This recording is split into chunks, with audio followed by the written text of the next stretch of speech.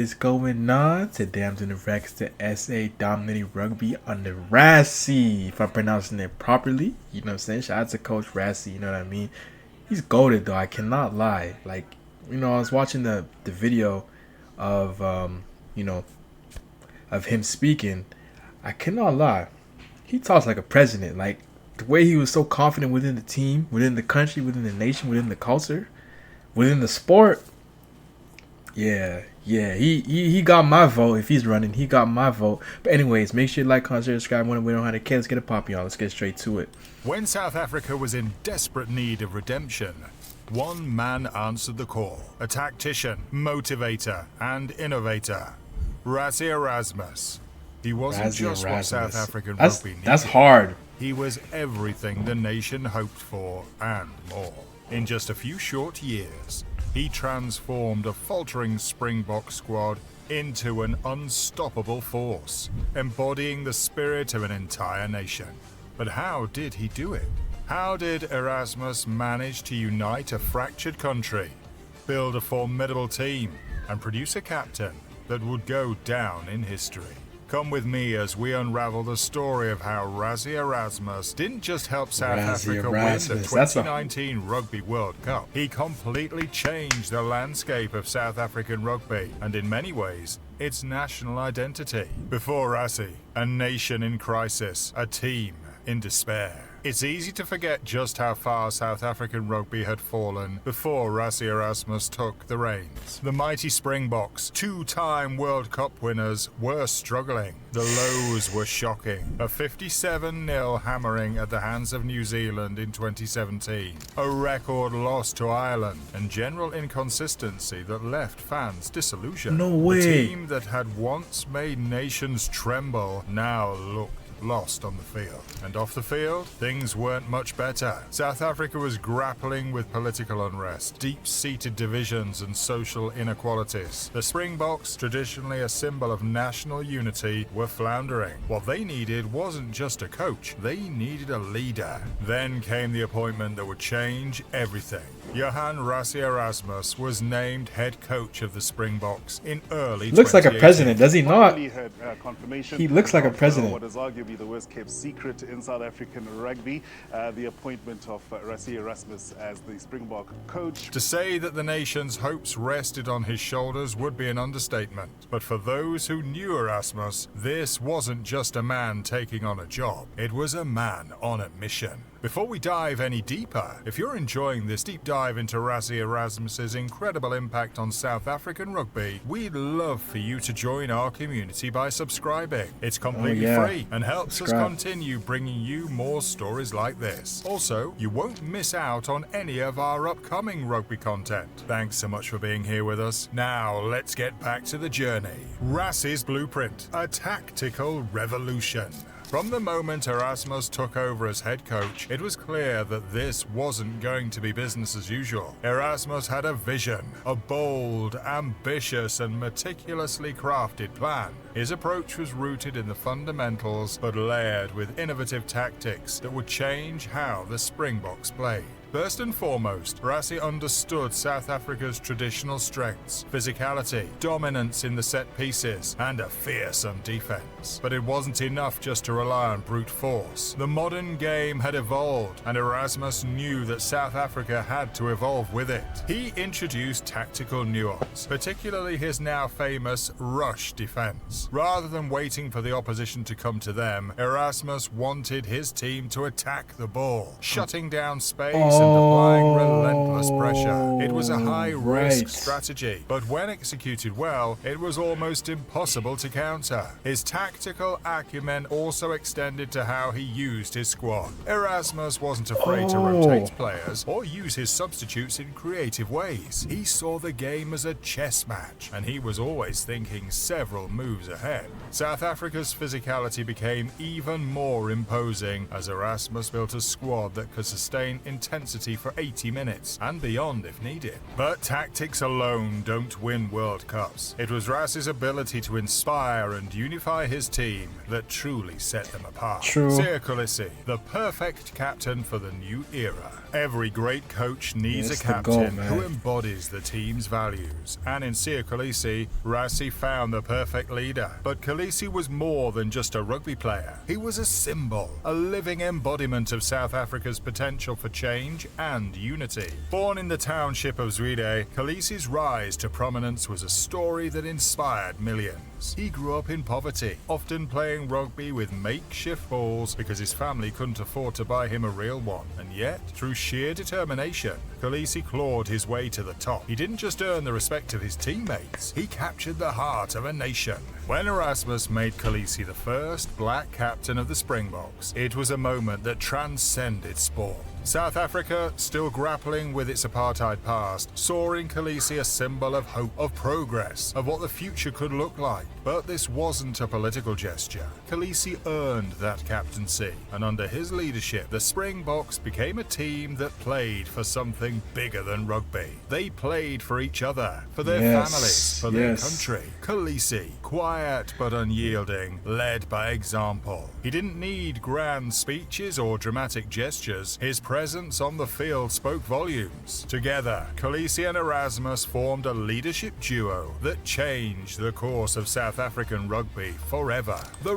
Sorry, I did not mean to pause it there, you know what I mean? Hopefully, but anyways, I'm so sorry. But yeah, when you put that ideology that you're playing for a nation, you know what I mean?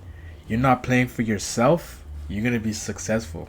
And I was watching Coach talk the other day. You know, I put on my Instagram story. If you follow my Instagram, you've seen. And Coach was talking about you're playing for the country. Basically, like you're playing for the country. You're not playing for yourself. You know what I mean? You're playing for the country, for the people, for the nation. You know what I mean? So play for your nation, playing for the people. Don't just play for yourself. And that's why they're winning right now, because they're playing for the country, man. You know, a lot of the other teams are more individual. You know, they're just playing for themselves, for the image. But this team right here, you can tell that they're playing for the nation, for the, you know, they're being patriotic by representing. You can feel it and you can see it. Trust me.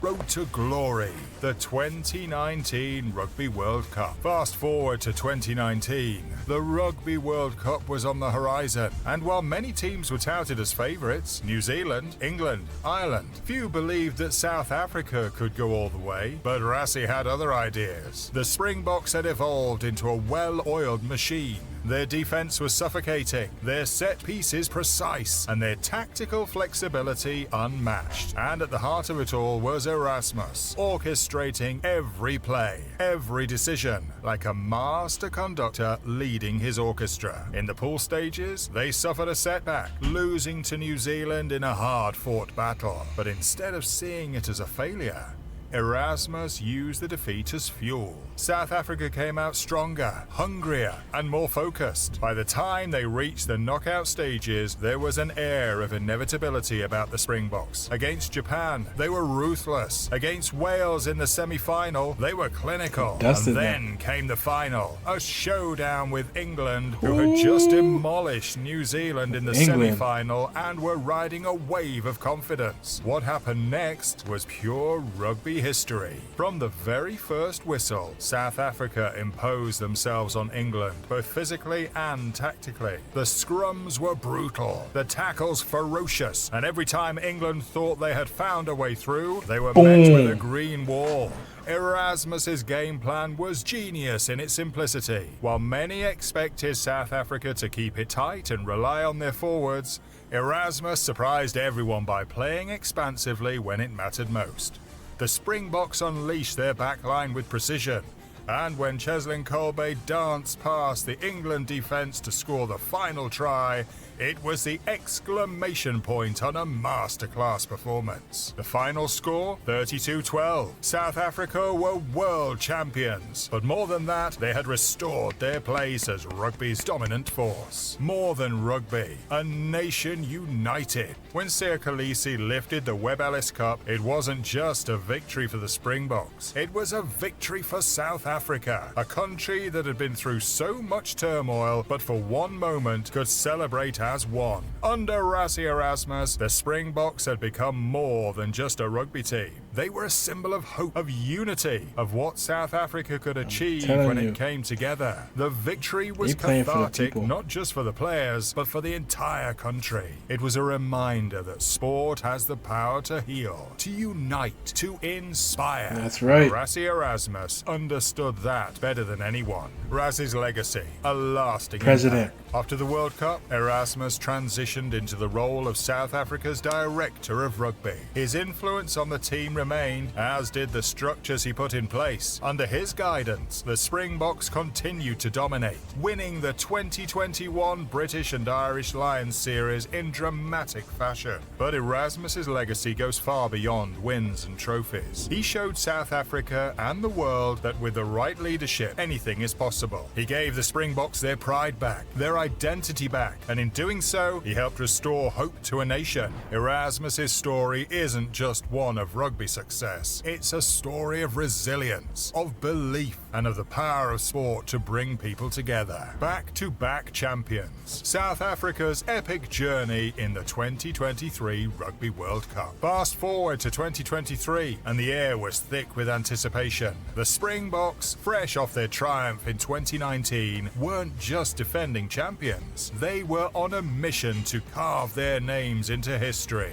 Led by the ever-charismatic Rassie Erasmus, this was more than just rugby. It was about legacy. Each match unfolded like an epic tale of determination and courage. The Springboks faced formidable foes, each clash a fierce battle of wills. But with each game, their bond grew stronger, fueled by a shared vision of glory. It wasn't just the skills or strategy that set them apart, it was the unbreakable spirit of a nation rallying behind them. As they advanced through the tournament, South Africa found themselves facing New Zealand in the final match. The stage was set, and the atmosphere was electric. The world held its breath as the Springboks and All Blacks clashed for rugby's ultimate prize. The final, held at the iconic Stade de France, was a battle for the ages. From the first whistle, South Africa imposed their physicality, striking first with a powerful try. New Zealand, unfazed, responded fiercely, but the Springbok defense stood tall,